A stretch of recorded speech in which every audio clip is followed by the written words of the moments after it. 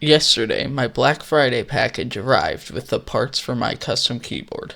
First, some nice looking keycaps and some Gateron blue switches from Glorious. And finally, a glorious aluminum frame. And now the building process. After a speedy unboxing of the keyboard frame, the keycaps, and the switches, I was ready to start assembling it. By the time I decided not to do a transition, it was done. Finally, keycap time. 2 hours later. Almost done. There it is. Finally, what you've all been waiting for, the sound test.